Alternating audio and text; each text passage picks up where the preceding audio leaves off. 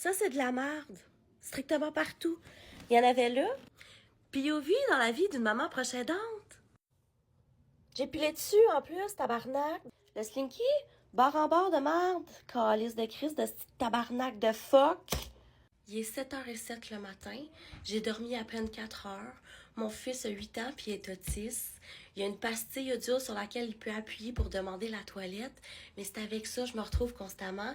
Puis zéro aide. Mais on s'attend de moi que je garde le sourire, que je sois fine et patiente puis que j'aille travailler. Asti, je suis tannée. Je peux bien tout le temps avoir l'impression d'avoir une odeur de marde dans le fond de mon calice de nez. Ah, puis je t'ai-tu dit? Je suis malade. J'étais malade, puis mon fils m'a rendu encore malade par-dessus le fait que j'étais déjà malade. Fait que non, je suis pas patiente. Parce que toute ma gentillesse et ma patience va à mon enfant. Tu devrais faire attention, tu devrais être plus fine. Je t'ai épuisée. J'ai pas de place pour comment moi, je me sens à travers ça tout le temps. Qu'est-ce que j'ai fait? J'ai lavé les planchers, j'ai changé mon enfant, je l'ai mis dans le bain, je l'ai nettoyé, j'ai fait une brassée de lavage, 7h07 le matin. Depuis 8 ans. Mais on fait juste me donner des beaux diagnostics de santé mentale comme si mon épuisement était pas valide puis que ça devait être vraiment parce que je suis instable émotionnellement.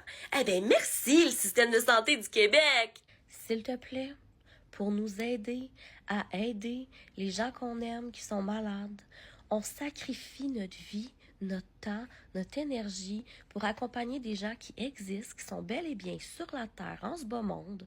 On les accompagne par amour parce qu'ils ont besoin d'assistance pour exister. Mais on sacrifie tout pour ça. OK? On sacrifie tout pour ça. Il n'y a rien de plus noble et honorable que d'accompagner quelqu'un que t'aimes à travers la maladie puis ses limitations. Mais pour nous qui sacrifions notre vie pour ça, il y a un gros zéro d'aide qui s'offre. Oui, il y a des services en place.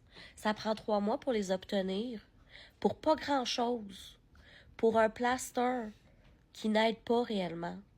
C'est des bonnes intentions, mais c'est pas suffisant. Ça prend des accommodations pour nous aider à tenir debout.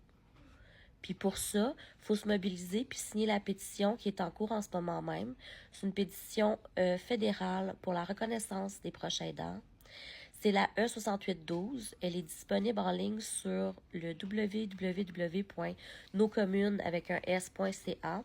C'est disponible jusqu'au 16 janvier 2026. C'est tellement important parce que là, le gouvernement, il me dit juste, ben, soit que tu engages quelqu'un de ta famille, que j'ai pas.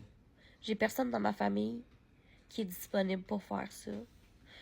Ou engage un étranger avec aucune expérience pour s'occuper de ton enfant. Mon enfant est non-verbal. En plus, à travers tout ça, il s'automutile. Savais-tu que les enfants avec des limitations, des handicaps et surtout non-verbales ont 4 fois plus de chances d'être abusés de n'importe quelle façon en l'absence de leurs parents? Fait que demande-moi pas pourquoi je veux pas plus d'aide. Je veux de l'aide. C'est juste qu'elle n'est pas adéquate, celle qui est offerte présentement. Va signer la pétition, s'il te plaît. Ça m'aiderait pour vrai. Suis-moi ici parce que je milite pour le droit des proches aidants au Québec.